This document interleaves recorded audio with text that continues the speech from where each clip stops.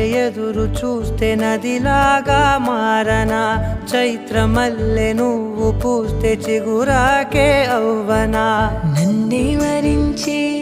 యువరాజును అంట నీ యువరాణి